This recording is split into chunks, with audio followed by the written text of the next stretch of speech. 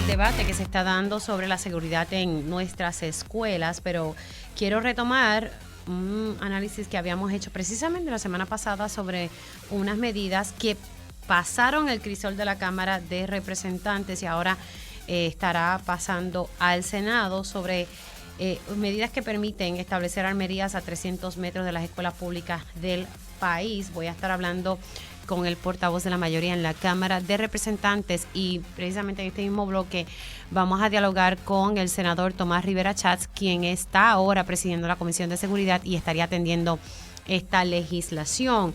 También vamos a estar hablando sobre el escenario del COVID-19, no bajemos la guardia, los números están aumentando y vamos a analizar otros esfuerzos que se están realizando en torno al tema, ¿verdad?, de nuestros menores, las mujeres. Y hoy es miércoles y tengo a mi panel de mujeres muchos temas para dialogar con ella. Hoy se da otro feminicidio íntimo, lamentablemente, que tenemos que estar reportando. Así que arrancamos esta primera hora de Dígame la Verdad.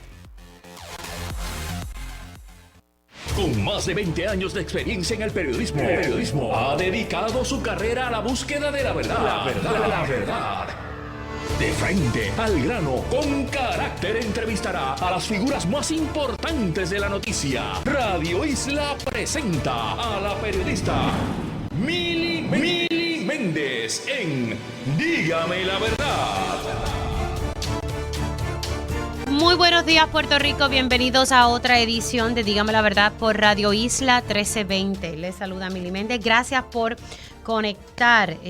Estoy viendo aquí la portada del periódico El Vocero ¿verdad?, y esta controversia pues que se está pronosticando precisamente la semana pasada. Yo creo que fue exactamente esta semana o el jueves pasado, que yo dialogaba con una psicóloga sobre este tema cuando me puse a mirar las medidas aprobadas. Una era esta medida que permitiría que se pudiesen establecer armerías a 300 metros de las escuelas públicas. Estuve hablando, ¿verdad?, con par de fuentes que estuvieron participando de este proceso. Importante, ¿verdad?, que habían dos medidas y lo que se hizo fue que se juntaron un 2 por 1, como decimos por ahí. Estamos hablando del proyecto de la Cámara 575 y el 382, y lo que estoy entendiendo es que se juntaron ambas medidas. Y si usted busca en el sistema legislativo, el que conocemos como Sutra, pues aparece todo dentro del proyecto de la Cámara 575, o sea, hay un sustitutivo. Esto fue una medida de petición, según me están explicando, y la petición fue hecha por Codepola.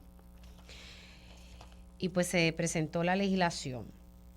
Voy a estar hablando con el portavoz de la mayoría, ¿verdad?, sobre este proceso. Es una medida por petición, se evaluó en la Comisión de Seguridad Pública, que ahora preside el representante Narmito Ortiz. Y entonces, por otro lado, lo que me están explicando es que la ley vigente prohíbe establecer armerías a 1 milla de las escuelas públicas del país. Me estaban comentando que la intención original era armerías y campos de tiro. En este momento, según lo que me explican, es que se puede establecer un campo de tiro abierto o cerrado. En este momento, como está la ley actual, se pudiese establecer. Porque me señalan que hubo un error en el proceso de aprobación de la ley vigente. No me sorprende, pero bueno. Actualmente se prohíben las armerías, pero se pudiese establecer un campo de tiro abierto o cerrado. El proyecto elimina el detalle de la prohibición de la milla, ¿verdad? Pero sí establecería que entonces habría que tener una distancia de 300 metros, un campo de tiro cerrado. Sé que esto suena como un arroz con jueyes, pero lo quiero explicar un poquito, ¿verdad?, porque hay como que varios asuntos aquí. Al final del día, lo que estoy entendiendo es que la ley vigente, pues, cometieron un error en la aprobación. Hoy se puede establecer, vuelvo y recalco, un polígono de tiro, un campo de tiro. Así que quiero dialogar con el portavoz de la mayoría en la Cámara de Representantes, Ángel Matos. Muy buenos días, representante, ¿cómo está? Buenos días para ti, Mili, muchas felicidades para ti, tu familia. y la familia del 1320. Bueno, mucha salud para usted también, ¿verdad? Sabemos Gracias. que tuvimos un poquito delicado de salud. Mire, Gracias. antes de hablar del comunicado de prensa que usted lanzó, me gustaría, porque estuve dialogando con personas que participaron de este proceso, tratando, ¿verdad?, de explicarme la intención de esta legislación. Yo lo que quiero entender es por qué se metieron estas dos medidas en una, porque estábamos hablando antes de la 575 y la 382. La 382 era la que reducía, ¿verdad?, que hacía una reducción en la distancia a la hora de establecer unas armerías. ¿Por qué se juntaron y se hizo este proyecto sustitutivo? Pues Mili, lo que sucede, y es bastante común en la Asamblea Legislativa, que cuando tú tienes temas hermanos, temas que tienes más de una pieza de legislación corriendo, pues el presidente de la comisión le encomienda al director ejecutivo de la comisión, en este caso la Comisión de Seguridad, de consolidar 1, 2, 3, 5 medidas en un solo informe.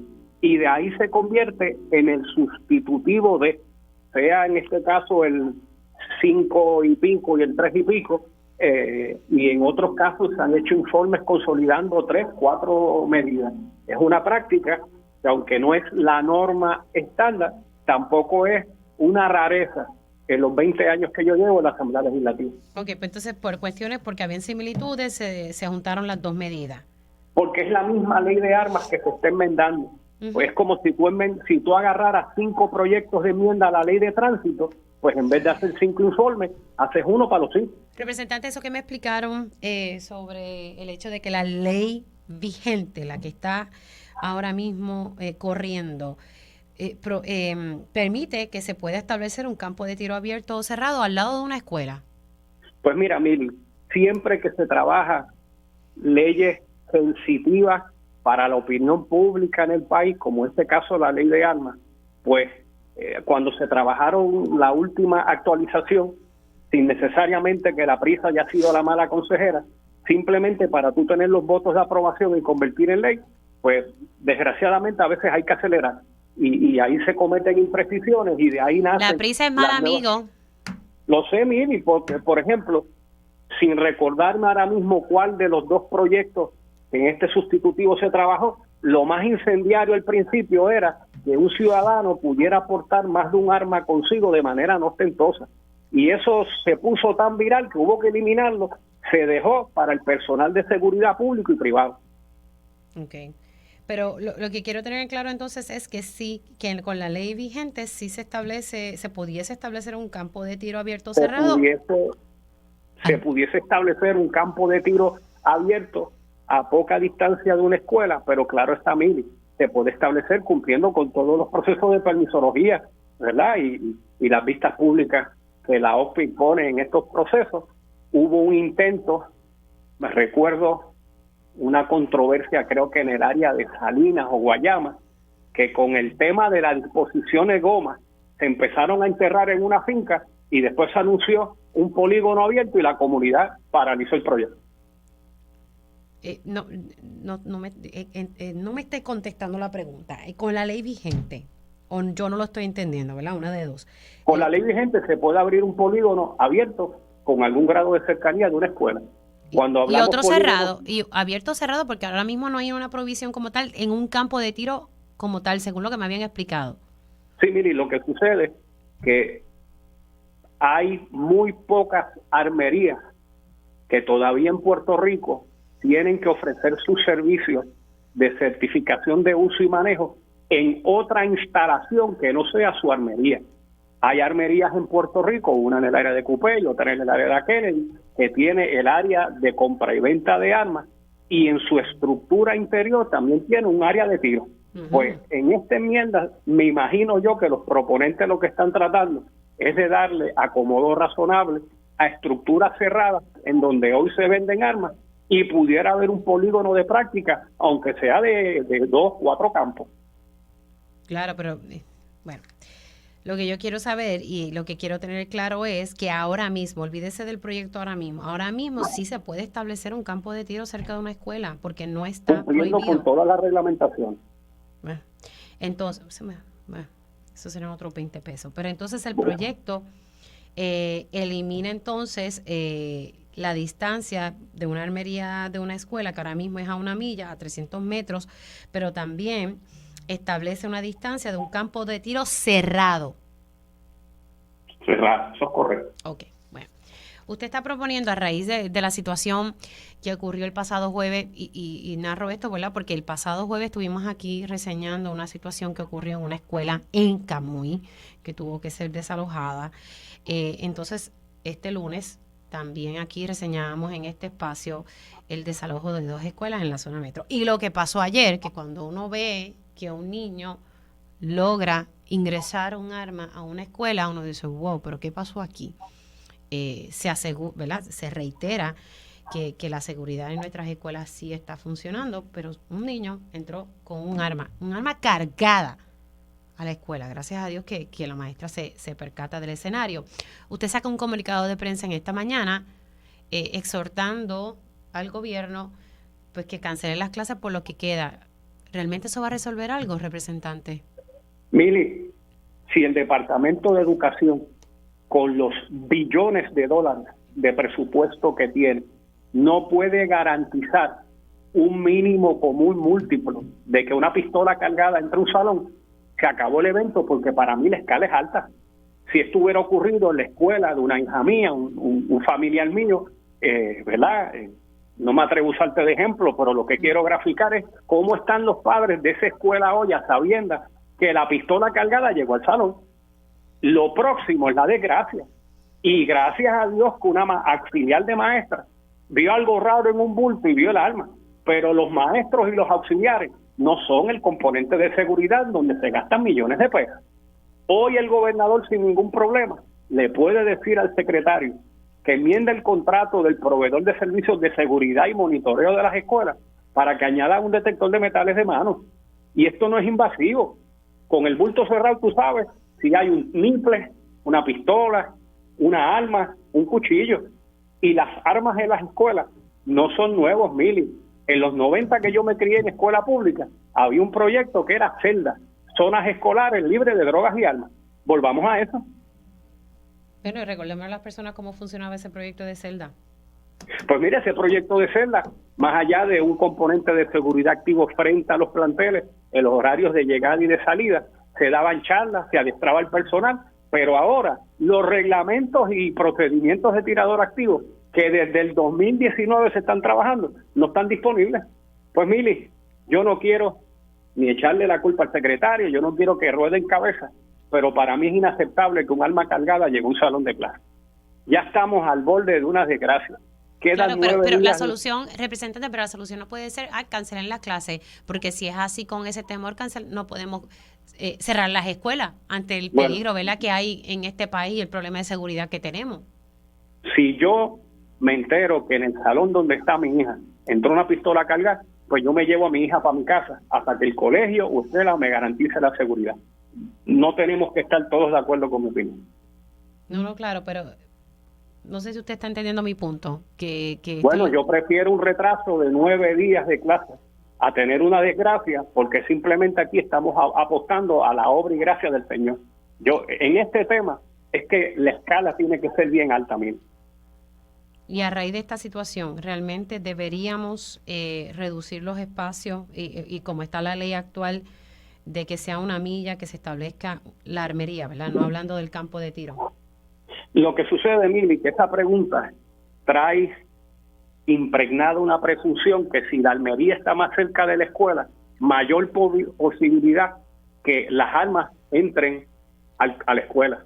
Esta arma que entró es un ilegal y se intervino con el menor y con el padre que la tenía. Y claro que la responsabilidad trasciende el gobierno y departamento, pero aquí se gastan billones de pesos y me parece mentira que a esta altura del juego ni un detector de metales tengamos de manera manual. Yo no quiero convertir las escuelas ahora en un aeropuerto con checkpoint. Pero, bueno, Mili, yo no estoy pidiendo rayos X, yo no estoy pidiendo que se intervenga físicamente, personalmente tocando a todos los estudiantes. Un detector de metal bien puesto, como ocurre en el Chol y en otros lugares, previenen desgracias. Bueno, vamos a ver en qué trasciende esto. Esta legislación pasó al Senado de Puerto Rico. Representante, gracias por estar aquí. Seguimos hablando de este tema y otros. Cuídese mucho. Gracias, Mili. ¿Viste que pudimos? Sí se pudo. Yo le dije que iba a ir con calma. Gracias. Hoy es Mili. hoy miércoles, ombliguito de la semana, vamos a cogerlo con calma. Se cuida Gracias, mucho, Mili. mucha salud. Bye, bye. El representante Ángel Matos, portavoz de la mayoría, y pues la exhortación que él hace al gobierno de que cancelar las clases, con mucho respeto lo digo, yo no estoy muy de acuerdo con eso, pero bueno, esos son otros 20 pesos. Vamos a poner lo que dijo hoy y paso rápido con mi próximo invitado, que es el senador Tomás Rivera Schatz. Quiero repetir para ustedes lo que dijo el secretario de Educación aquí en Pegaos en la Mañana.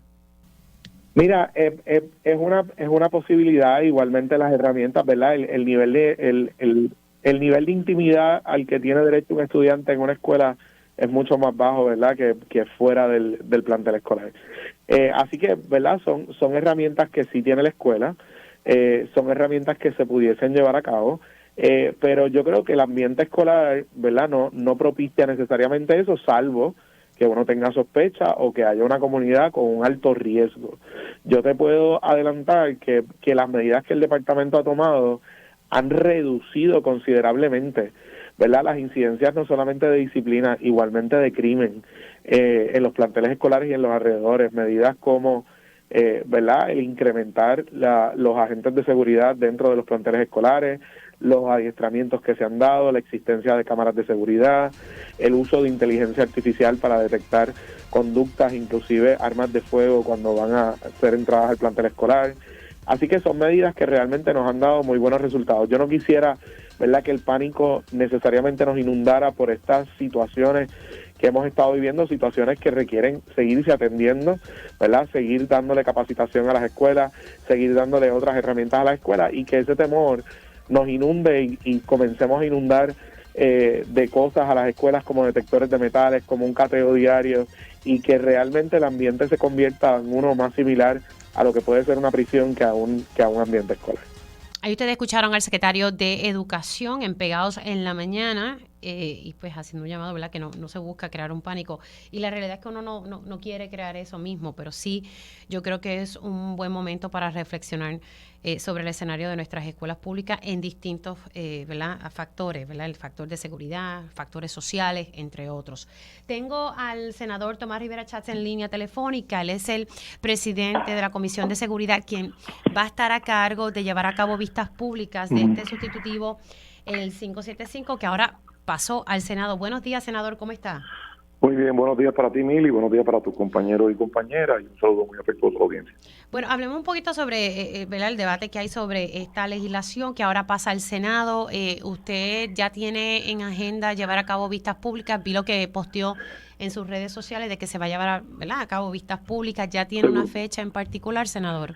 No tenemos fecha porque lo que hicimos fue enviar solicitudes memoriales a diferentes instituciones y ciudadanos y personas que, ¿verdad?, están interesados y son entendidos en la materia. Y una vez pues tengamos ese insumo, pues comenzamos entonces a calendarizar vistas públicas, no tan solo para ellos, sino para cualquier otra persona que tenga interés en participar, y aprovecho la oportunidad para invitar a cualquier ciudadano, cualquier persona que tenga algo que comentar, que visite la página del Senado de Puerto Rico y busque el site de la Comisión de Seguridad, y ahí puede también enviar sus comentarios o pedir una cita o de alguna manera insertarse en la discusión de estos proyectos. ¿Cuál es su postura en torno a esta legislación, senador? Bueno, yo tengo que examinarla con detenimiento. He visto que ahora, al parecer, el issue más, digamos, sensitivo es la ubicación de la Almería. Si está a 300 metros o a qué distancia, me parece que es el issue. Sí, porque actualmente las armerías no se pueden, hay una prohibición en la ley vigente de 1 milla, y esto se bajaría a 300 metros, pero otro issue que también me plantean y me parece interesante es que ahora mismo con la ley vigente se puede establecer un campo de tiro abierto o cerrado. Claro, pues como te decía, el issue de la ubicación y de un campo de tiro o de Almería, pues va a ser parte de la discusión pública. Yo invito a la prensa de Puerto Rico, ¿verdad?, a que haga un ejercicio, que visiten una armería, primero que nada, que la visiten, y que examinen los rigores con los cuales se logra el acceso a una armería. Así que, digamos, un socio de un club, una persona que tiene una licencia para portar armas que pasa por un filtro, ¿verdad?, que incluye las autoridades de orden público en Puerto Rico, para lograr acceso a la armería, hay unos controles muy rigurosos antes de lograr acceso a la armería. Así que ese punto, pues, es algo que vamos a examinar con detenimiento. Si la armería está a 300 metros o a 1 milla o a 10 millas y no hay rigores en el acceso como me consta que hay, pues eso sería un tema que habría que revisitar y mirar con mucho detenimiento. Pero la realidad es, y de nuevo yo invito a la prensa a que vayan, visiten una armería. Y, senador, y yo me imagino que esa invitación a la prensa también, pudiésemos decir que también su comisión, la cual usted preside, va a estar llevando vistas oculares para poder mostrar esa rigurosidad y los controles Nosotros que vamos existen. a hacer, no, yo no tengo que demostrarla, ¿verdad? La tienen que demostrar ellos. La tienen que demostrar las Sí, pero armerías. como parte del proceso legislativo, Claro. sí se pueden hacer vistas oculares. Claro, se pueden hacer vistas oculares y se puede hacer todo y vamos a entender esto con profundidad. Lo que ocurre es que a veces pues se trata de escandalizar o se trata de presentar de manera sensacionalista un dato, ¿verdad? 300 metros, y entonces uno pues tiene que hacer la comparativa, presentarle el dato a la gente para que entonces la gente, ¿verdad?, internalice cómo es que se maneja esto en las armerías, porque entrar a una armería no es como entrar a una farmacia, que tú abres la puerta o entras por la puerta y ya. Hay unos rigores y unos controles bastante fuertes. Si deben aumentarse, si debe prohibirse totalmente la presencia de menores, pues eso es un punto a discutir, es un punto a evaluar. Lo mismo en los campos de tiro. El acceso, el rigor para el acceso es intenso, es intenso. Así que cuando yo escucho a gente que habla de los 300 metros, pues entonces favorecen la legalización de la marihuana, por ejemplo, no importa dónde estén los menores, pues tú dices, pues, ¿de qué se trata esto?, ¿verdad? Yo creo que el tema de las armas es un tema que siempre va a generar controversia, que siempre va a polarizar, pero nosotros vamos a dar amplia oportunidad a todos los sectores para que participen y evaluaremos la medida que regresó de la Cámara para tratar de hacer la mejor ley posible. ¿Usted favorece la legislación o no tiene una postura sobre la misma? Bueno, lo que ocurre es que yo no quiero anticipar juicio porque entonces la prensa, algunos sectores de la prensa, empiezan con el amarillismo, con el sensacionalismo, no, porque sí, que está a favor, que está en contra. Yo no tengo una posición en particular. Yo creo que las armas de fuego, igual que la marihuana, deben tener los mayores controles posibles, ¿verdad?, y los mayores rigores y las mayores penalidades para quien sea parte de los controles. Así es que esto es un tema que va a discutirse, se va a examinar con detenimiento y ya veremos al final las sugerencias que se traigan por las personas que participen, cuáles pueden adoptarse y cuáles pueden ayudarnos a mejorar la legislación, que debe ser el objetivo de toda consideración de las medidas que atienden la Cámara y el Senado. ¿Crees que los protocolos que tenemos ahora mismo en las escuelas públicas son los más adecuados, senador? Bueno, eso es otro tema, ¿verdad? Bueno, pero ¿verdad? Es importante, claro, porque con estas situaciones que se han dado... Claro, Mili, estoy de acuerdo contigo totalmente. Es otro tema de la armería, pero estoy totalmente de acuerdo. Yo creo que debe haber rigores. Debe haber formas de poder detectar drogas y armas. Entonces, yo escucho gente que critica, mira que un menor tenía un arma de fuego, mira que drogas, entonces cuando se tratan de establecer control, no, porque no se puede, porque es que los derechos civiles, porque es que el derecho a intimidad, que parece mentira. Entre tener controles y rigores, ¿verdad?, y no tenerlos, pues no hay puntos medios, ¿verdad? Yo creo que debe haber rigores razonables, ¿verdad?, que sean razonables, para que todo el que entre y salga de una escuela sepamos si carga armas o drogas o algún material ilícito. ¿Cuáles son esos rigores razonables para usted? Defíname eso.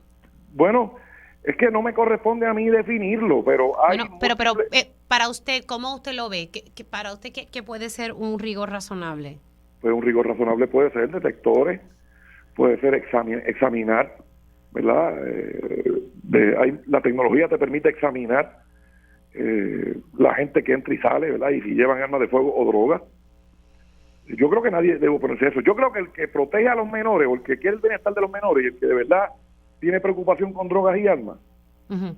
no objetaría eso, no lo objetaría. Yo creo que esos rigores deben establecerse de una manera razonable, Y de para una no- manera que...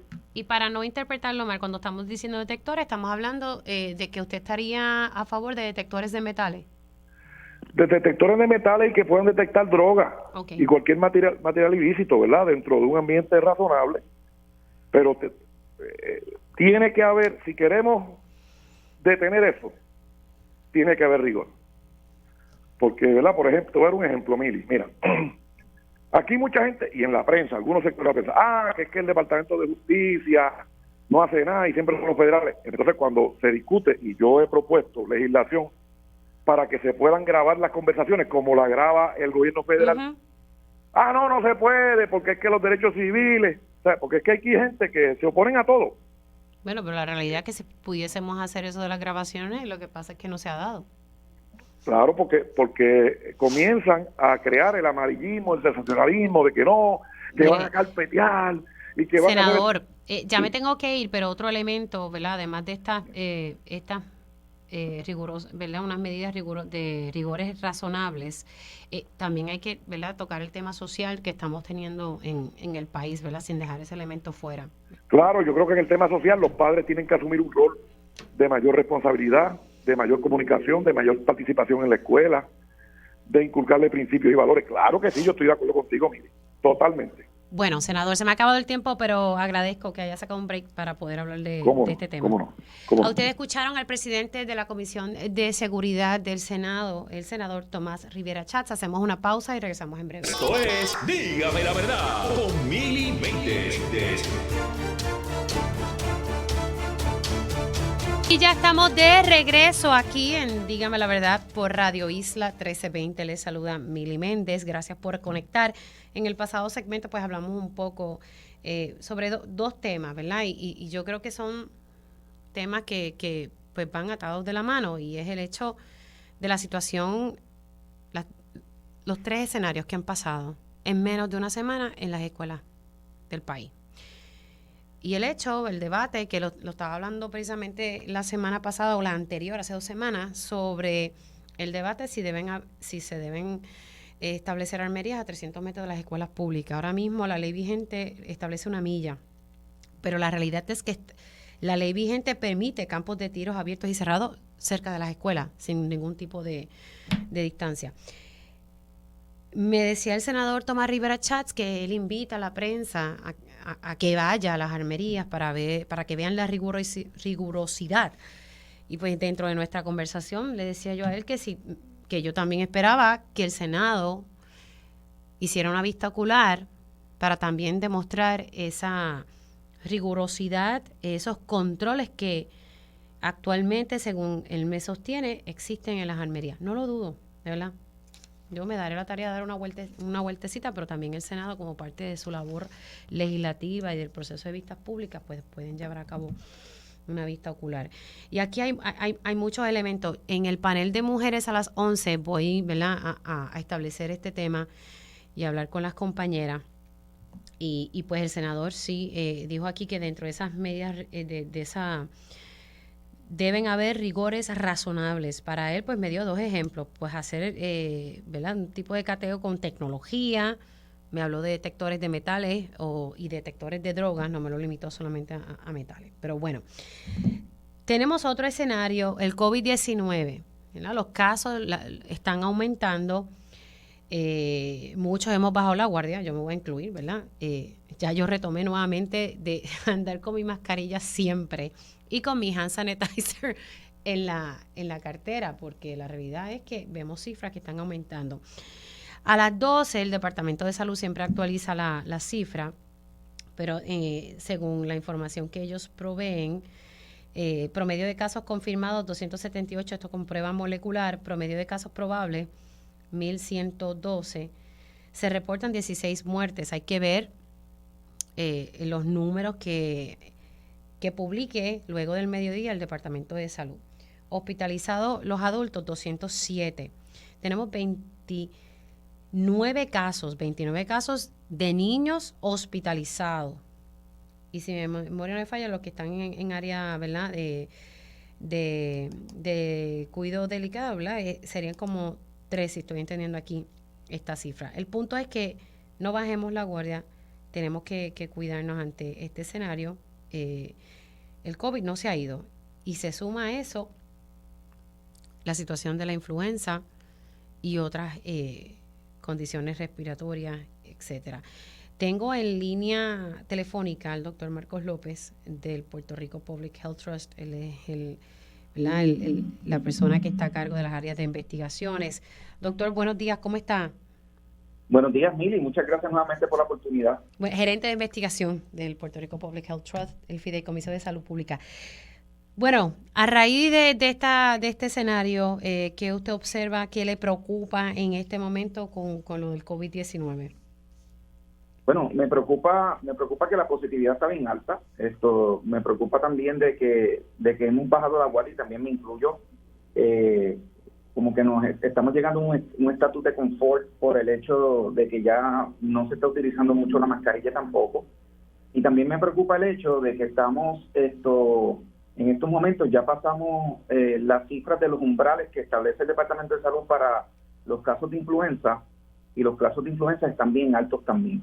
Así que todas esas cosas son bien preocupantes. Ayer, como tú misma mencionaste, tuvimos 16 muertes reportadas. Esas no fueron todas de ayer. Lo triste de todo esto es que todas las personas que murieron eran personas mayores de 60 años. Así que todavía estamos viendo el mismo panorama que vemos de que el COVID-19 a nuestras personas mayores de edad usualmente les da, y a las personas que les va a tocar desafortunadamente por sus comorbilidades y demás, pues en muy poco tiempo, estamos hablando de que a veces en menos de 7 días una persona es diagnosticada y eventualmente fallece. Así que todavía estamos teniendo este panorama y bastante preocupante, y tenemos que tomar cartas en el asunto. De las cifras que usted tiene, ¿la tasa de positividad es cuál? La tasa de positividad que tenemos en el día de hoy es de 21.6%. Es la tasa de positividad al momento con pruebas moleculares. ¿Cómo estaba la semana pasada, para hacer una comparativa?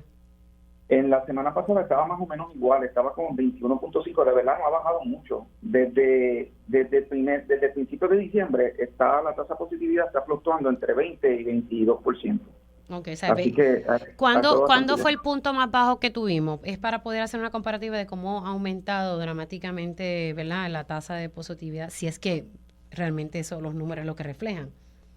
Sí, en aproximadamente para mediados de octubre, como la segunda semana de octubre, fue en este pasado trimestre, fue cuando tuvimos la tasa de positividad más baja, y estaban aproximadamente como en un 14.5% con pruebas moleculares. Así que de verdad la tasa de positividad en realidad ha estado bastante alta, relativamente alta, desde que llegó Omicron. De verdad que no ha bajado mucho. Además de Omicron, ¿hay alguna otra variante que esté pululeando por ahí? No, la verdad, nosotros detectamos una variante recombinante que es la XBB, que eso ya ha estado reportado. Eso es un caso que entiendo que es un caso más aislado. Todo lo demás son linajes de Omicron. Esta variante Omicron ha sido una variante bastante interesante desde el punto de vista científico, porque de verdad la forma en que evoluciona es como si tirara hijos casi todos los días. Así que estamos encontrando muchos sublinajes de los linajes que tenemos en estos momentos de Omicron, principalmente del sublinaje BA5. Tenemos del BA5 tenemos la BQ.1 y la BQ.1.1. Es el panorama general que tenemos en Puerto Rico y también en Estados Unidos. Básicamente cada uno está en aproximadamente como un 25-30% de cada una de esas. Aquellos que tienen, ¿verdad?, las vacunas originales más los refuerzos, ¿están protegidos de lo Omicron o necesitan ponerse entonces la bivalente? No, mira, como pasa con influenza, por eso es que tenemos que la razón por la cual tenemos que vacunarnos de influenza todos los años es que cada año salen variantes nuevas. Entonces cada año actualizan la vacuna, y por eso es que le piden al público, mira, vacúnate para que estés protegido por lo último que tenemos en términos de vacunación. Lo que pasa con COVID-19 es que hasta los últimos refuerzos, no la bivalente, estábamos teniendo una vacuna que estaba optimizada para la variante original, que era la que vino de la China. Ahora, La bivalente está optimizada ¿para qué? Para darte un refuerzo de esa variante original que te va a cubrir Delta y te va a cubrir las otras variantes que hemos tenido, pero también se optimizó específicamente para Omicron. Por lo tanto, a pesar de que Omicron está cambiando y puede ser de que haya perdido quizás un poquito de potencia inmunológica, esto es lo mejor que tenemos, de verdad, es lo mejor que tenemos. Por eso fue que en su momento yo tomé la decisión de vacunarme nuevamente, porque de verdad era lo único que me iba a conferir protección durante estas Navidades para estar seguro y poder disfrutar mejor con mis familiares. Ahora, debemos retomar nuevamente las mascarillas, pese que en un momento dado el CDC y aquí el Departamento de Salud, pues que no hay que usarla, pero la realidad es que debemos retomar esa rutina que teníamos antes. Definitivamente, mira, con la positividad que tenemos, no sabemos cómo están las situaciones. Si hay situaciones donde tú no puedas controlar o estás con personas que no sean conocidos tuyos que vas a estar interaccionando, lo mejor es que todavía utilicen la mascarilla y obviamente las medidas de higiene bien importantes. Lavarte las manos todas las veces que puedas, utilizar el hand sanitizer es bien importante, porque de verdad no sabemos por ahí, con la positividad que tenemos, no sabemos si ahora vamos a tener un contagio no solamente de COVID-19, estamos hablando de que ahora tenemos influenza A y B también por ahí corriendo y los casos que tenemos son preocupantes. En estos momentos, Mili, para que tenga una idea, el año pasado, la temporada del año pasado cerró en julio y en toda la temporada se diagnosticaron 6.493 casos. Al momento, en el día de hoy, que no vamos ni en el pico de la temporada que usualmente ocurre a mediados de enero, ya llevamos en esta temporada 8.835 casos diagnosticados y eso, hay muchos que ni se diagnostican porque influenza la gente la pasa como si fuera una monga. Así que ya tenemos 36% más casos que la temporada pasada y todavía no hemos llegado al pico de influenza.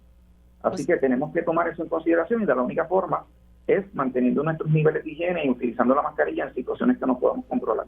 Pero la vacunación para COVID es esencial y también para influenza. Le pregunto, ya que tenemos, ¿verdad?, una situación bastante... Todavía no hemos llegado a ese escenario que me había dicho el Departamento de Salud.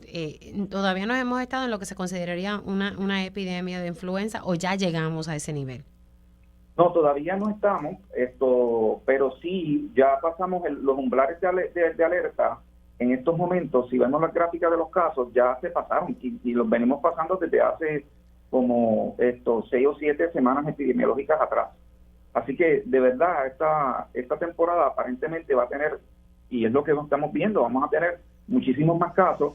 Es posible que se declare un proceso epidémico porque de verdad no habíamos tenido tantos casos en los últimos años. Por lo tanto, de la única manera que podemos nosotros poner nuestro granito de arena en esto es continuar utilizando nuestras medidas de higiene, mascarilla y demás y todo, y protegiéndonos, viviendo pero protegiéndonos. No es estableciendo restricción, es viviendo pero protegiéndonos, pero también, obviamente, si tienes la oportunidad, vete y vacúnate. Yo creo que eso te puede ayudar en el caso de que puedas estar bien expuesto, te puede ayudar muchísimo. Pero si es posible que dentro de las próximas semanas se declare una epidemia de influenza. Es muy posible, eso es lo que ha dicho el Departamento de Salud, como van los casos, es que Mili, van demasiado en aumento, de verdad, Okay. Por último, que tengo que hacer ya la pausa, ¿se puede poner el mismo día la bivalente con la vacuna de la influenza? ¿Eso seguro? Entiendo de que sí, pero lo que se puede hacer es lo siguiente: vayan donde los centros de vacunación, principalmente el más grande que tenemos en estos momentos es el de Voces. Okay. Vayan ahí, póngase mi recomendación sería para evitar tanta cosa, póngase una al principio y después pase, qué sé yo, una semana y media y se pone la otra y ya con eso pues salimos y demás. Y pregunte a su médico en cualquier cosa si tiene alguna condición y con eso salimos de eso. Lo importante es que lo hagan. Doctor, gracias por haber estado aquí. Se me cuida mucho. Gracias, Mili. Ustedes escucharon al gerente del Puerto Rico Public Health Trust, el doctor Marcos López, gerente de investigación del Fideicomiso de Salud. Hacemos una pausa y hablamos sobre las agresiones sexuales al Esto es Dígame la Verdad con Mili Méndez. Y ya estamos de regreso aquí en Dígame la Verdad por Radio Isla 1320. Otra de las cosas en torno al tema de la seguridad en las escuelas que dijo el senador Tomás Rivera Chats es que deben haber, según el senador, rigores razonables. Cuando le pedí que me diera ejemplos o que me diera una definición para él de esos rigores razonables, pues me habla de hacer exámenes, ¿verdad? Verificar, chequear con tecnología, me utilizó el término de tecnología, las escuelas y tener los detectores. Me dijo detectores, le pregunté específicamente metales, me dijo sí, de metales o de drogas, o sea, tener detectores en las escuelas públicas para entonces tratar de prevenir, ¿verdad? Y esperemos en Dios que nunca ocurra una desgracia.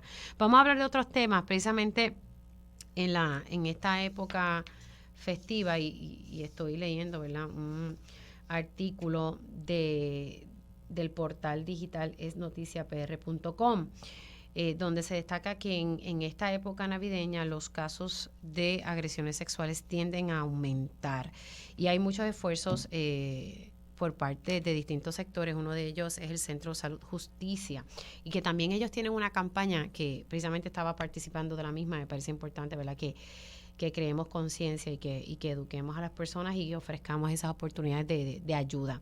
Tengo a la directora ejecutiva del Centro Salud Justicia, la doctora Linda Laras, para hablar sobre este tema y que se está estableciendo, según estoy leyendo aquí, una iniciativa en el municipio de Jayuya, específicamente, que es uno de los municipios con menor número de reportes a través de la línea Orientación y Ayuda de este centro. Buenos días, doctora, ¿cómo está? Muy buenos días y saludos a todo Puerto Rico. Específicamente, leía que Jayuya es uno de esos municipios con el menor número de reportes. ¿Cuál es esa iniciativa que ustedes están haciendo ahí? De momento uno pensaría, ¿verdad?, que se hicieran las iniciativas en municipios donde hay mayor alza, pero aquí, ¿cómo funciona este esfuerzo que están haciendo en este municipio? Bueno, teníamos la preocupación de ahí 2 o 3 municipios que nunca hemos tenido referidos de casos. Okay. Y queremos estar seguros, ¿verdad?, de que es porque no los hay, ¿verdad? Ojalá. Pero entendemos que los debe de haber, pero por alguna razón no hay conocimiento de la disponibilidad de servicios o no están como quien dice, a la luz pública cuando los necesitan, ¿verdad? Porque muchas personas piensan, eso no me va a pasar a mí, eso le pasa a otras personas. Exacto. Y entonces cuando ocurre un evento no recuerdan dónde fue que leyeron que había un servicio que podían ir. Y teníamos mucho interés, el alcalde de Jayuya nos abrió las puertas, incluso reunió a los comerciantes y nos ha permitido poner información en las diferentes tiendas y en pancartas por los postes del municipio. Así que queremos saber si esa iniciativa de nosotros ir allá, ocurren algún reporte de alguna situación y poder darle los servicios que necesitan. Ok, o sea que a usted le levantó, ¿verdad?, una banderita roja el hecho de que el municipio de Jayuya no tuviese, ¿verdad?, pero sí tienen reportes de casos de agresión sexual. Oh, sí, nosotros hemos tenido sustancialmente en los últimos 3 o 4 años un aumento más que el otro año, ¿verdad? El año pasado tuvimos 158 y ya terminando noviembre tenemos 162 y todavía falta el mes de diciembre. Ok, pero estos reportes son a nivel nacional o estamos hablando de este municipio en particular para tener? No, a nivel de Puerto Rico. Nosotros recibimos participantes de todo Puerto Rico. Ok, claro, pero más o menos para el municipio de Jayuya, porque cuando me estaba explicando la razón por la cual están iniciando este proyecto, son en esos municipios como que han tenido muy pocos referidos y eso le levantó bandera a ustedes para iniciar estas iniciativas con los municipios. Sí. Eso es correcto. Queremos tener mayor presencia, por si es que las personas no conocen que hay servicios disponibles, ¿verdad? Porque a veces las distancias o porque están todos en San Juan o están en la costa, pues se le hace difícil a las personas moverse. Nosotros vamos a ir con nuestra unidad móvil allá a Jayuya. El alcalde nos invitó a participar del encendido y eso nos da una oportunidad de llegar a más personas. ¿Qué otros municipios ustedes observaron que tienen muy pocos referidos? Mayormente son del área de la montaña, no quiero, ¿verdad?, mencionarlos específicamente porque estamos en conversación con los alcaldes. Okay. Y el mismo alcalde de Jayuya, pues al abrirnos esta puerta, otros se han interesado a que también nos movamos allá. Okay, así que tenemos muchos municipios en la zona montañosa que no han recibido ustedes en la línea, bastante referido. Así que ahora volvamos a los números que me estaba diciendo a nivel nacional. Si me puede entonces volver a explicar. Me ha dicho que ha visto un aumento bastante dramático. ¿Pudiésemos calificarlo de esa forma? Sí, nosotros, ¿verdad?, atendemos de toda la isla, atendemos turistas, atendemos personas de la milicia. No tenemos, el único criterio es, ¿verdad?, es haber tenido alguna experiencia de violencia sexual y desear los servicios. Y luego de la pandemia, pues hemos tenido un aumento sustancial. Nosotros nos preparamos para atender como mucho 129 casos por año, porque los casos tardan en procesarse, ¿verdad?, en sanar. Y hemos visto que, como les digo, el año pasado fueron 158 y ya llevamos 162 y falta un mes todavía. O sea que es mucho más de lo que nosotros cómodamente pudiéramos atender, así que estamos haciendo ¿verdad?, esfuerzos mayores para poder darle los servicios a las personas. Pues sí, hay un aumento bastante dramático porque si usted me dice que usualmente, ¿verdad?, el promedio son 129 por año, en el 2021 por lo menos se reportaron a ustedes 158 y no ha acabado el año y hasta ahora, hasta el mes de noviembre vamos a decir 162, falta diciembre. Pues sí, sobrepasamos esa cifra del año pasado.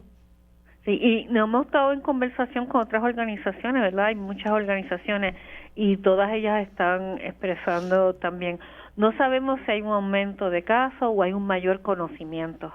Y por eso nos preocupa de esas áreas donde hay muy pocos reportes, estar seguro de que el conocimiento esté allí, ¿verdad? Porque si no hay casos, pues fantástico, qué bueno. Incluso aprender, porque, ¿verdad?, cómo es que no hay tantos casos.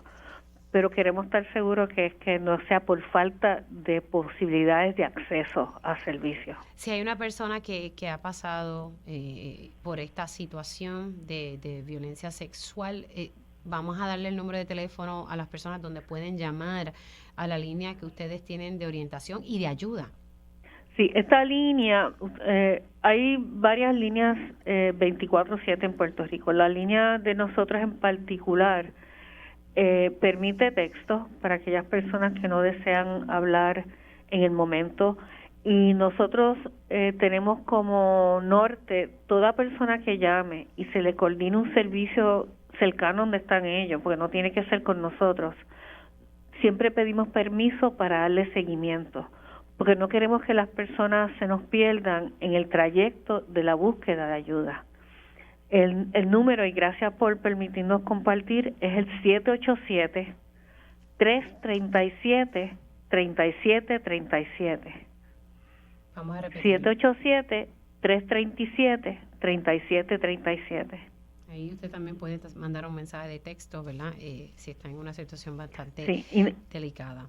Y nosotros queremos asegurar, ¿verdad?, si le referimos a algún servicio de ayuda, que la persona recibió lo que necesitaba, porque si no le buscamos otro. No queremos soltarla con un referido y más nada, sino queremos darle seguimiento. Doctora, gracias por Muchas gracias aquí a ustedes y feliz Navidad. Igualmente para usted, la doctora Linda Laras, directora ejecutiva del Centro de Salud Justicia. Ya sabe que si usted está en una situación de, ¿verdad?, de algún tipo de agresión sexual, violencia sexual, se puede comunicar o textear al 787-337-3737. Hacemos una pausa y al regreso mi panel de mujeres. Voy con mi panel de mujeres en esta segunda hora de Dígame la Verdad.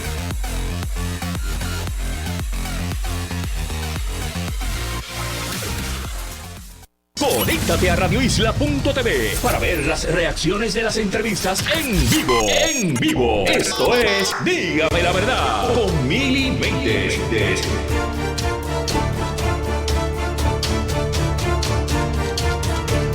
Y ya estamos de regreso aquí en Dígame la Verdad por Radio Isla 1320. Les saluda Mili Méndez. Aquí el compañero Penchi nos ha traído unos dulcecitos exquisitos. El lugar es Nata, en la plaza de mercado en Ponce. Penchi sigue subiendo para acá y con las manos llenas. De verdad que muy rico, así que me dice Penchi que son jóvenes empresarios que han montado este negocio, así que gracias a Nata en la Plaza de Mercado en Ponce. Ponce y lo demás. Tienen que ver la cara de Penchi. Bueno, oficialmente en la segunda hora de Dígame la Verdad y estamos hoy tengo un panel de lujo, la verdad que sí. Y voy a arrancar de inmediato con mi panel de mujeres, así que vamos con mi panel. Ellas llegan a defender firmemente su postura ante los asuntos del país. Ahora, llega nuestro panel de mujeres en Dígame la Verdad. Y digo que tengo un panel de lujo, tengo hoy a 4 mujeres fabulosas, a todas las conozco. Y pues hoy vamos a estar hablando de muchos temas y pues vamos a presentarlas rapidito porque quiero tener el espacio ¿verdad? Para dialogar con ellas y que cada una pueda exponer sus puntos.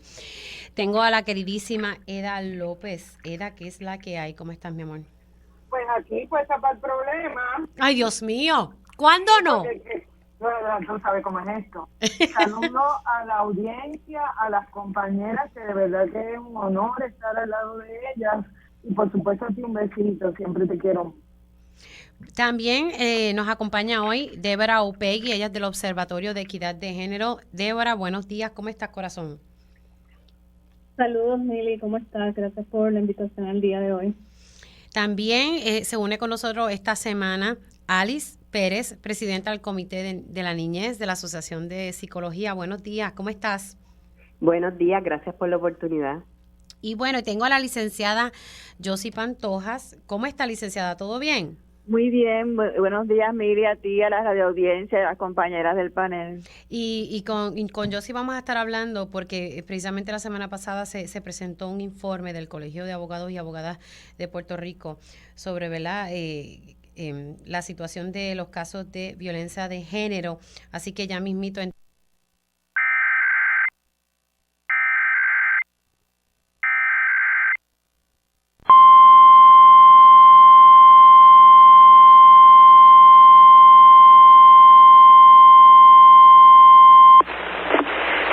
Nacional de Meteorología en San Juan interrumpe la programación regular de esta emisora para realizar la prueba semanal del sistema de alerta en emergencias para Puerto Rico y las islas vírgenes estadounidenses. Durante situaciones de emergencia, esta alarma será activada. La prueba se realiza los miércoles entre las 11 y 12 del mediodía, si las condiciones de tiempo lo permiten. De no ser así, se llevará a cabo el próximo día con buen tiempo. The National Weather Service in San Juan has interrupted the normal broadcast to conduct the weekly test of the emergency alert system for Puerto Rico and neighbors Virgin Islands. During emergency situations, this alarm will be activated. This test is conducted every Wednesday between 11 and 12 noon. If weather conditions are unfavorable, the test will be done the next good weather day. Now we return to our regular programming. Ahora regresamos a nuestra programación regular.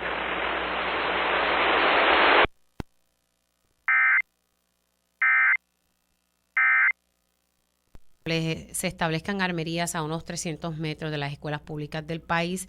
Hablando un poco sobre este tema, la ley actual prohíbe que se establezcan armerías a 1 milla de las escuelas públicas. Sin embargo, esa ley no prohíbe que se establezcan campos de tiros abiertos o cerrados. O sea, ahora mismo se pudiesen establecer un campo de tiro abierto o cerrado cerca de una escuela pública. Me decía el senador Tomás Rivera Chats que él entiende que, ¿verdad?, que el issue aquí es sobre las armerías. Él dijo que iba a atender esta situación con pues iba a seguir el proceso legislativo e iba a invitar a todas las partes a acudir a las vistas. Y porque el senador Tomás Rivera Chats está a cargo de esto, pues quien preside ahora la Comisión de Seguridad.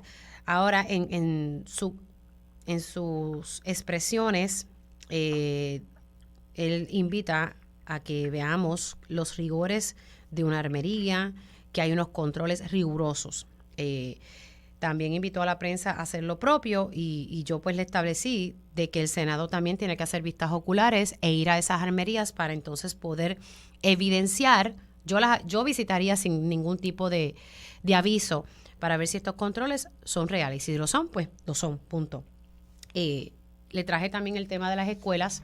Hay quienes están hablando que si de detectores de metales, el secretario de Educación no está a favor de esto. El senador Tomás Rivera Schatz entiende que sí, que se pudiese establecer detectores de metales o detectores también de drogas. Él trae el elemento de la droga en las escuelas. Así que se está dando, ¿verdad?, esta discusión sobre la seguridad en nuestras escuelas. Uno que es padre y que tiene hijos, pues, ¿verdad?, que tiene hijos en las escuelas, de momento uno pues se preocupa. Pero nada, vamos a reflexionar sobre este tema. Comienzo de la misma manera que las presenté, voy con Eda, luego paso con Débora, luego con Alice y luego con Josie. Después entonces paso al tema de ¿verdad?, del feminicidio íntimo más reciente y hablamos también un poco sobre la violencia de género, pero comencemos con este tema, Eda. Pues mira, Mili, tú sabes que una de las cosas que a mí más me ha asombrado es precisamente el asombro que expresa la gente al darse cuenta de que esto existe. Y llevamos años con este caldo de cultivo, normalizando la violencia, quitándoles recursos al Departamento de Educación, cambiando currículos dentro del Departamento de Educación, prestándole menos atención a lo que de verdad es el futuro de nuestro país, que es este fundamento en el que podríamos confiar si tuviéramos una niñez y una juventud preparada para ser buenas personas, buenos ciudadanos y ciudadanas. El problema aquí, Mili, y mientras no se hable en las mesas de poder, vamos a seguir perpetuando esta misma realidad que tanto nos angustia, es que no se puede seguir hablando del estado de la violencia sin manejar dos temas. Número uno, traer a las mesas lo que vive la gente desde la precariedad. Y eso es bien importante porque desde la precariedad y el abandono absoluto de estas comunidades como parte, que no se incluyen como parte de la política pública, siguen creándose unos espacios donde la violencia no solo se normaliza y se justifica, sino que se aspira, porque al cerrársele modos de vida lejos de la criminalidad a personas que viven en la precariedad, pues el desenlace no nos puede sorprender. Pero por otro lado, y aquí entonces me lleva, ¿verdad?, a hablar un poco de las personas adultas. En Puerto Rico yo no recuerdo que hubiera tanta cantidad de armas, de balas, de que todo el mundo, y las mismas autoridades lo dicen, es la vez en que más armas hay en la calle.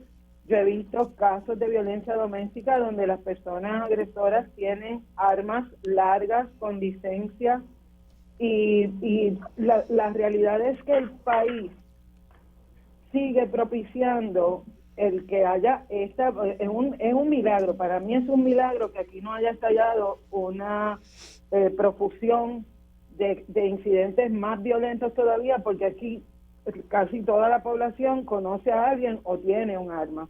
Así que a mí me parece que nos están tocando la puerta para que realmente nos sentemos a reflexionar si una de las cosas que se está importando a Puerto Rico de parte de Estados Unidos, que es esa normalización de la violencia a través de las armas de fuego, también nos traiga las masacres tan terribles que ocurren allá. Yo creo que es momento de que, como dice Denis Márquez, estamos ante una emergencia en el manejo de los menores, pero además en un desamparo de parte del Departamento de Educación que parece no atender esa realidad que viven nuestros estudiantes.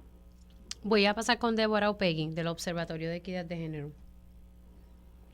Pues mira, yo estoy muy de acuerdo con todo lo que acaba de decir Eda, y simplemente agregaría, a mí me preocupa mucho que, escuchando a Rivera Schatz, y que el discurso que se esté manejando sea sobre traer detectores de metal a las escuelas. Es como comenzar a militarizar los espacios de las escuelas, es comenzar a tratar a los niños y a los jóvenes como si fueran delincuentes.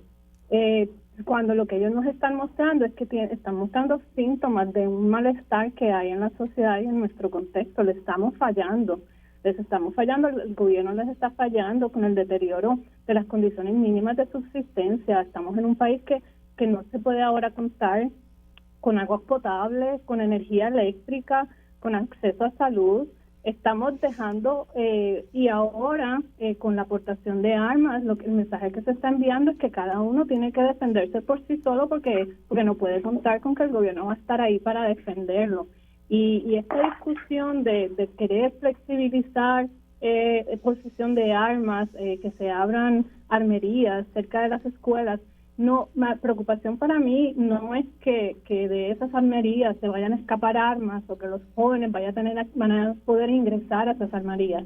Para mí la preocupación es que el instalar esos espacios cerca de las escuelas normaliza aún más la existencia de armas de fuego y puede generar ese espacio de que es algo normal en las vidas de estas personas, que probablemente en la vida de muchos de ellos lo sea, y entonces generar un espacio de mayor accesibilidad simplemente porque pues sabemos que esto está disponible en la sociedad y puede ser parte de nuestra vida diaria, y entonces generar ese deseo de que bueno, cuando yo pueda voy a buscar un arma, quiero tener un arma en mi casa.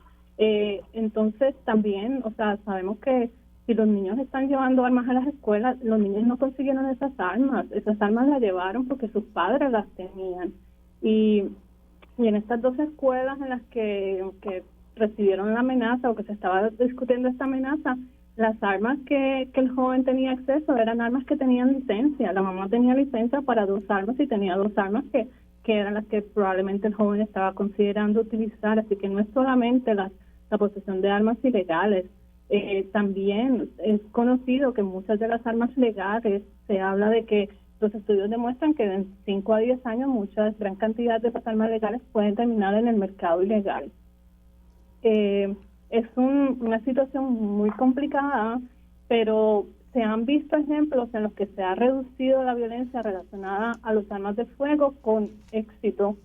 Nosotros desde el observatorio hemos estado hablando del caso de Sudáfrica, donde se generó una legislación en el 2000 que restringía el uso de armas, que generaba un desarme comunitario en que las personas que tenían armas podían entregarlas, fueran legales o ilegales, sin tener consecuencias mayores si lo hacían de una manera voluntaria, y eso generó que se disminuyera casi en un 50% el número de feminicidios que ocurrieron en el país, e incluso la violencia y las muertes en los hombres, ¿verdad? Simplemente con reducir esa disponibilidad de armas en la calle. Y lo que nosotros hemos visto es que el problema del alza en la disponibilidad de armas y en la cantidad de asesinatos y feminicidios, no solamente en Puerto Rico, se vio en Estados Unidos, en todas las jurisdicciones aumentó la cantidad de muertes por armas de fuego, y en Centroamérica y Latinoamérica también se está observando esto. Ecuador no tenía un problema de muertes y feminicidios por armas de fuego, sin embargo en el 2021 vio un alza exagerada en ese campo, en ese uso de metodologías de uso de armas de fuego. Así que es bien preocupante, pero deberíamos estar hablando más bien de crear una cultura de paz, de hablar de programas como los que tiene Taller Salud, en los que se discuta y se hagan soluciones comunitarias, no de traer detectores de metales y de crear armerías, etcétera. Así que pues esta es mi preocupación. Sí, yo creo que también el área, ¿verdad?, de educación sexual es un área también, ¿verdad?, educación en sí, en todos los temas. Voy a pasar con Alice. Pues mira, yo estoy de acuerdo con mis compañeras, ¿verdad?, las que me precedieron, y yo creo que el cuestionarnos cómo ha llegado la violencia a las escuelas, pues mire, lo que tenemos que cuestionarnos es cómo tenemos tanta violencia en el país, porque las escuelas, nuestros niños y niñas son un reflejo de lo que pasa en sociedad. Sí. Por lo tanto, cuando vemos que llega a las escuelas es que ya hemos transgredido, ¿verdad?, por mucho el poder trabajar con los problemas de violencia del país, que van desde las grandes esferas gubernamentales hasta el micro dentro de los hogares. Así que yo tengo varias preguntas. Primero, si se está atendiendo adecuadamente y cuál es el plan asertivo para trabajar con las situaciones de bullying en las escuelas, porque uno de estos menores, ¿verdad?, dijo que quería atacar esa escuela porque había sido víctima de bullying. Y como psicóloga tengo que decir que ciertamente veo esos casos donde no pasa nada, ¿verdad? Quizás queda en letra muerta sobre unos procesos, pero no se ve que se esté trabajando con respecto al bullying que puede estar ¿verdad? Recibiendo algún estudiante, y que ahí son las dos partes las que hay que trabajar, tanto el estudiante que recibe el bullying como el que lo da, porque en ambos casos hay situaciones bien particulares que se deben estar atendiendo. Para una educación de paz y para tener ¿verdad? una sociedad pacífica, nosotros necesitamos educación no violenta, ¿verdad?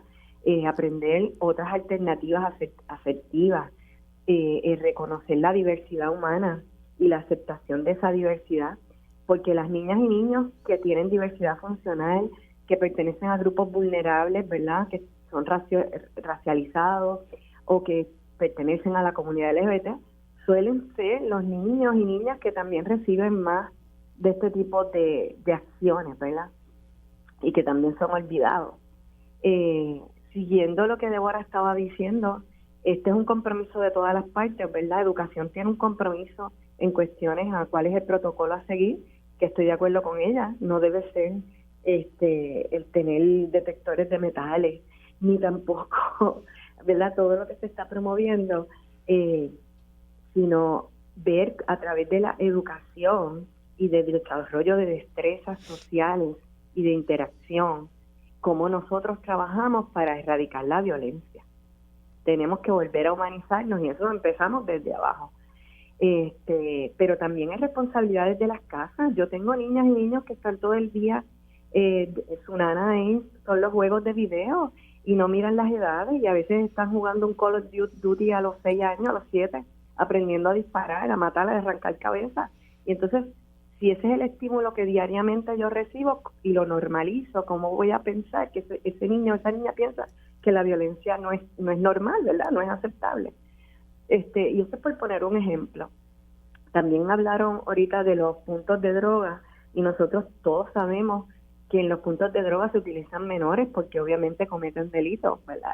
Faltas, no delitos, y por lo tanto son más fáciles para estas personas el uso de estos menores, a los que arman también. Y entonces si la policía y el gobierno sabe eso, y lo vimos en el caso del militar en Ponce, que tenían todo el conocimiento de lo que pasaba allí donde estaba el punto, ¿qué pasa? Que no trabajan, ¿verdad?, con estos asuntos. Y máxime cuando tenemos menores ahí cabe un maltrato de la misma comunidad, ¿verdad?, social, del gobierno, en no poder trabajar para preservar a estos menores que están envueltos aquí de manera correcta. Lo último que te tengo que decir es que yo me opongo totalmente a que las almerías estén cerca de las escuelas, no importa qué tan riguroso sea su sistema. Cerca de una escuela, para mí, lo que debe haber son librerías, centros de tutoría, centros de arte, de música, áreas de robótica y cosas que todos nuestros niñas y niños tengan exposición a diferentes destrezas. No necesitamos más armas. O sea, nosotros no podemos erradicar la violencia con más violencia. Y ahora mismo, ¿verdad?, si uno mira cómo está la legislación actual, hasta un campo de tiro se puede establecer sin ningún tipo de problema. Y es que hubo un error en la legislación. De verdad que hay un problema, que la prisa es el peor, ¿verdad?, enemigo de algunos legisladores. Voy a pasar con la licenciada Yossi Pantoja sobre este tema. Sí, con relación a la legislación sobre las armas, me parece a mí que lo primero es señalar que la legislatura está, como dice el refrán, picando fuera del hoyo. O sea, eso no es una prioridad en Puerto Rico, no es algo que esté dispuesto constitucionalmente como ocurre en Estados Unidos. No tenemos por qué estar dedicándole tiempo y recursos a ese tema. El asunto de colocar las almerías cerca de las escuelas, lo importante aquí es el mensaje que se está enviando. O sea, como que esto es lo natural, esto es algo normal en nuestras vidas, y ese es el mensaje que se le está enviando al estudiantado. De manera que estoy totalmente de acuerdo contigo en que esto es inadecuado, esta legislación.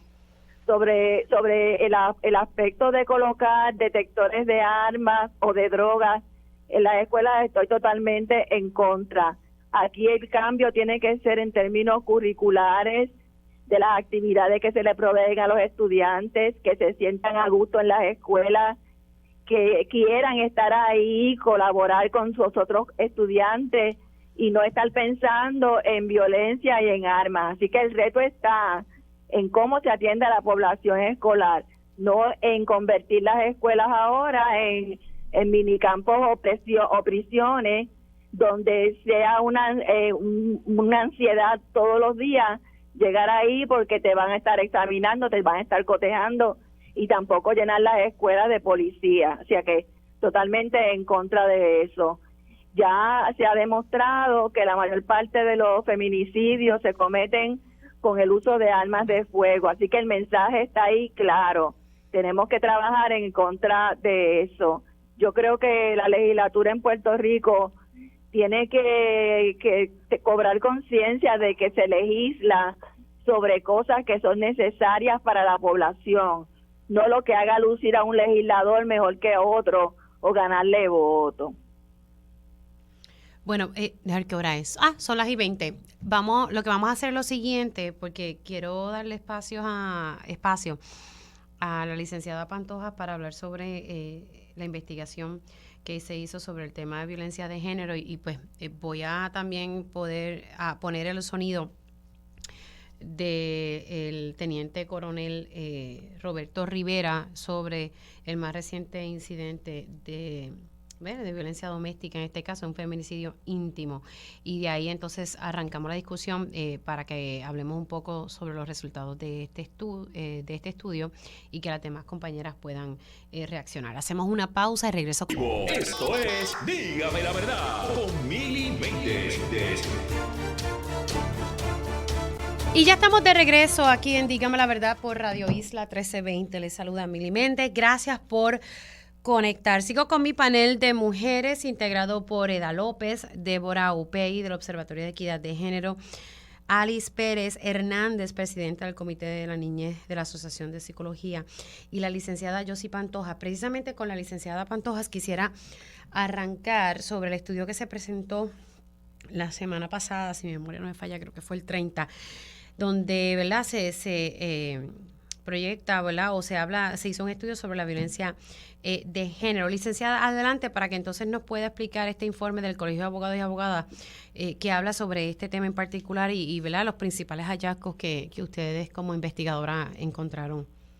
Sí, ante la grave situación de violencia de género en Puerto Rico, en enero del 2021, la Junta de Gobierno de la institución aprobó una resolución para crear esta comisión especial que investigara, evaluara, documentara los patrones y las causas de la violencia de género en Puerto Rico y sugiriera recomendaciones.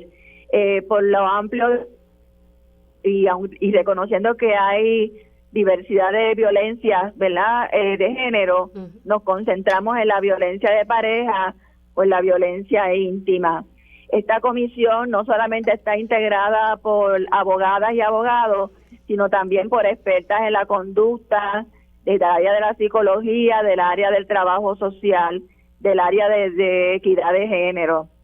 Y tuvimos una metodología múltiple, celebramos vista pública, hubo una investigación que se llamó No es cáscara de coco, que estuvo a cargo de la doctora Yerin Vázquez Pagán, que también es trabajadora social, y que entrevistó sobrevivientes de violencia, intercesoras y otras personas que les ofrecen servicio. Y también hubo una investigación con los expedientes de personas convictas por violencia de género que se acogen a los programas de desvío o de reeducación.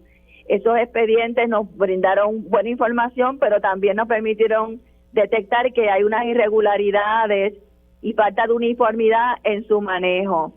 Y en tercer lugar, hicimos entrevistas a jefas y jefes de agencias, de diferentes agencias que tienen que ver con el issue de género, y obtuvimos muy buena información también.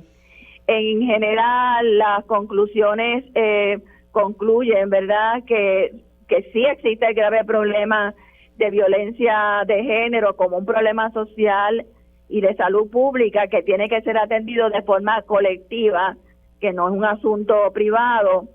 De nuevo se reitera el criterio de que las mujeres, las adolescentes y las niñas son las principales víctimas, que es un asunto aprendido, la violencia de género, que establece la sociedad patriarcal, y que no es un problema de salud mental, ¿verdad?, como mucha gente piensa. Puede ser un precipitante, pero no es esa la causa. Encontramos también que las sobrevivientes sienten que la violencia les causa grave daño emocional por el miedo que sufren de que sus vidas, su seguridad está en peligro, y también la de sus hijas e hijos. La educación en Puerto Rico no atiende de una forma programática y estructurada las desigualdades de género, y sabemos que ese es un tema de bastante afirmación por parte de las organizaciones que trabajan con mujeres y con equidad de género, y que no hemos logrado remover esa piedra del camino. Es lo que más difícil se nos ha hecho. También que la violencia de género afecta principalmente a las sobrevivientes. En términos de feminicidio, se utilizan en un gran número de casos mayoritariamente armas de fuego. Por lo tanto, las armas son un indicador de letalidad, precisamente el tema que estábamos discutiendo anteriormente, y que la violencia en las relaciones de pareja ocurre en todas las estratas socioeconómicas, aunque en algunos casos, por ser más vulnerables, puede ser que las personas con menos privilegiadas económicamente tengan un impacto un poco mayor. Las sobrevivientes que fueron entrevistadas en la investigación No es Cáscara de Coco, sus testimonios son bien reveladores en términos de cómo se sienten con la prolongación de los procedimientos criminales en las que son testigos, también en los procedimientos civiles, las posposiciones, los obstáculos que se interponen, la manera en que es evaluada su credibilidad en la judicatura, pero también en las etapas iniciales del sistema de justicia, cuando llegan a los cuarteles de la policía, que usualmente es el primer escalón, cómo enfrentan grandes retos que con frecuencia las pueden motivar a desistir de continuar adelante con los procesos. Encontramos también que hay una falta total de supervisión en los programas de reeducación y de desvío, que la Junta que supervisa esos programas está incompleta. Eso es una responsabilidad del gobernador nombrar a las personas y del Senado confirmarla, pero eso está por la libre, y tampoco hay supervisión sobre los programas, que de hecho también son muy escasos. Encontramos que hay un grave problema de vivienda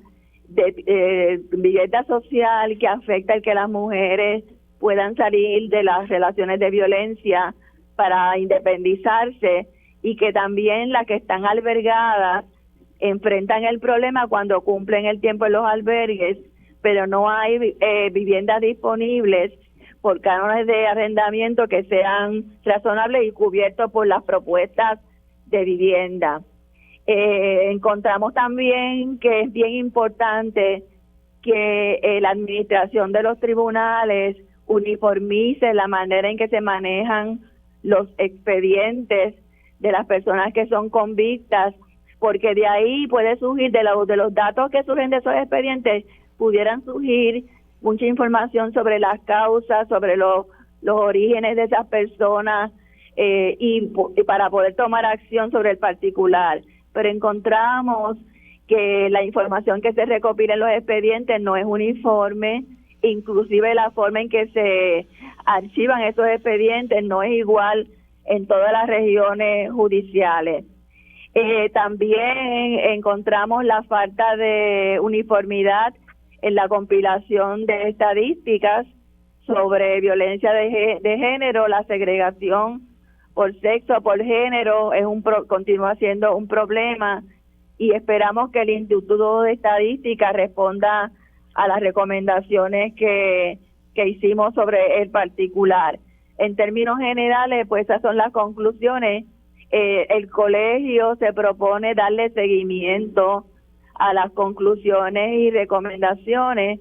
No es algo que hicimos para dejarlo en una gaveta, sino que queremos asegurarnos de que las agencias, las organizaciones, la legislatura, el ejecutivo atiendan las recomendaciones, las acojan, y en todo aquello que nuestra institución pueda colaborar para echarlo hacia adelante, pues lo vamos a hacer. Reconocimos también, como resultado de la investigación, la importancia de las organizaciones no gubernamentales de mujeres en los servicios que le dan a las sobrevivientes, a las hijas y a los hijos, y es una recomendación bien puntual en el informe, que es necesario que el Estado asegure los ingresos, las asignaciones presupuestarias a esas organizaciones para que puedan seguir funcionando sin ver interrumpidas sus actividades y sin estar en la ansiedad todos los años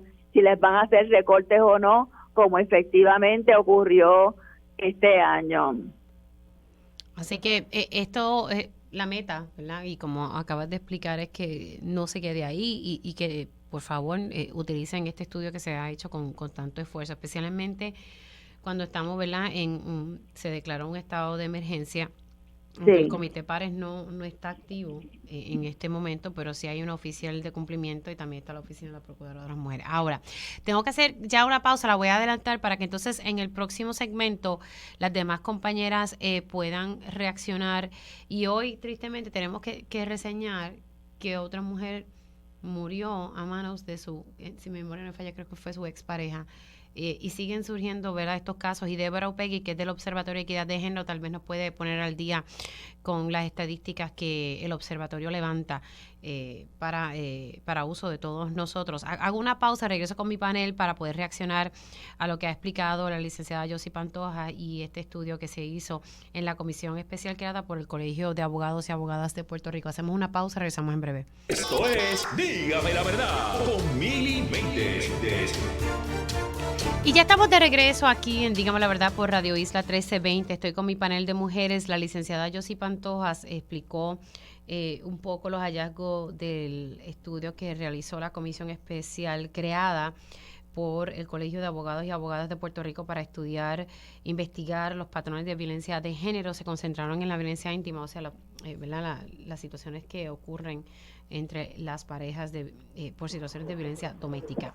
El estudio se llama No es cáscara de coco. Ella pues dio los hallazgos. Es un informe de unas 800 páginas, o sea, tiene testimonios de sobrevivientes de violencia doméstica y lo que se busca es que no se quede ahí, que se implementen, que se tome en cuenta este estudio que se ha hecho.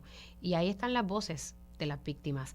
Quiero que las compañeras puedan reaccionar. Voy con Eda, sigo con Débora y después con Alice.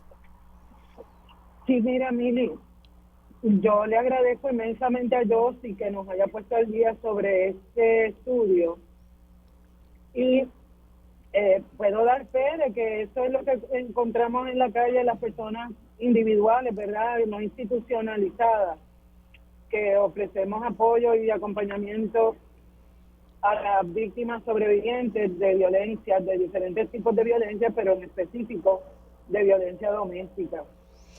Es lo que nos encontramos, claro, no estructurado como también ellos lo hicieron, pero es lo que nos encontramos cuando algunas víctimas llegan a donde, por ejemplo, a donde mí, porque no encuentran un camino o una orientación sobre cómo puede seguir el caso por las irregularidades que pueden aparecer o las dilaciones, pero además Yossi describió el perfil de muchas de las víctimas que acompañamos, un perfil de precariedad, de invisibilización por parte del Estado, donde no necesariamente, o sea, se asume que tienen acceso a medios de comunicación que las podría poner en contacto con la ayuda que necesitan, más sin embargo, en este país precarizado, para muchas personas, el tener acceso a la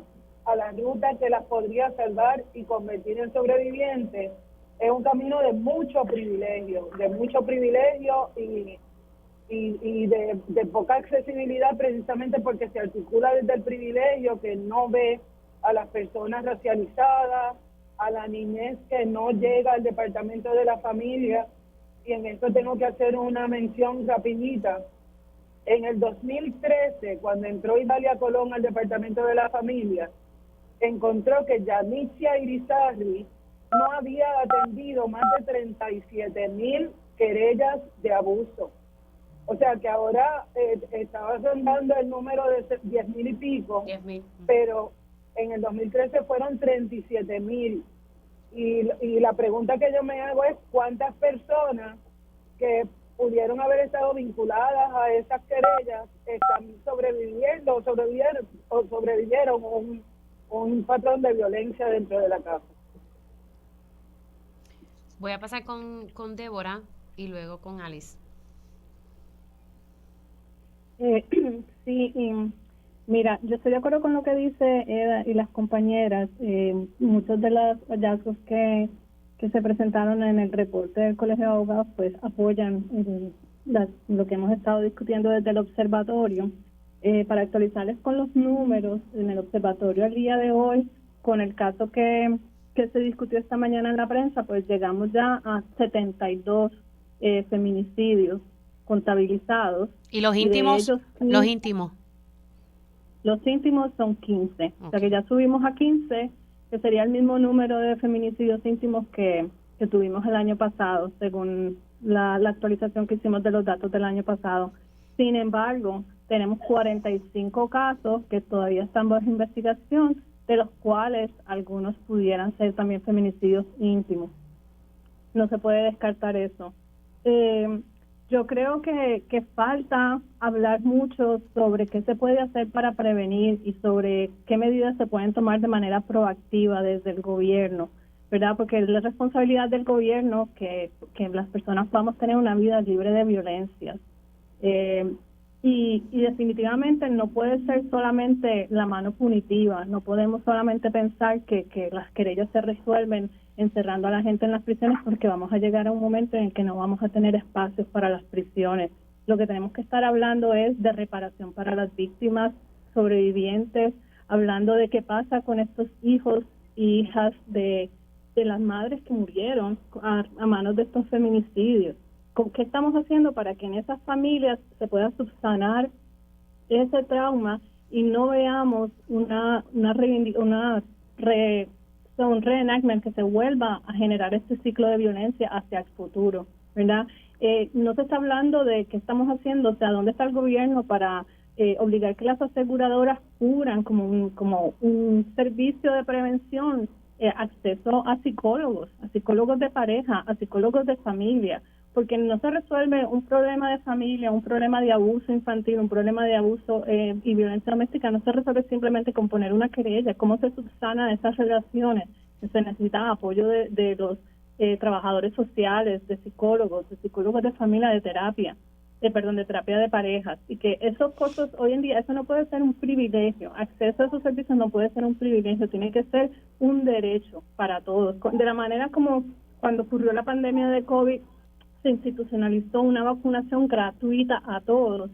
De esa misma manera, la salud mental, el acceso a la salud mental, el acceso a psicólogos, trabajadores sociales debería ser sin cuestión, que no se cuestione, debería ser prácticamente gratuito si queremos que la gente realmente lo pueda utilizar, ¿verdad? Y para eso hay que entrenar psicólogos que sean sensibles, que tengan perspectiva de género, que no estén actuando y tratando de resolver problemas desde una perspectiva de moralista y basada en sus creencias religiosas, que se ha estado discutiendo en los medios de trabajadores sociales y de los psicólogos, que hay muchísimos profesionales que están trabajando desde sus creencias religiosas, ¿verdad?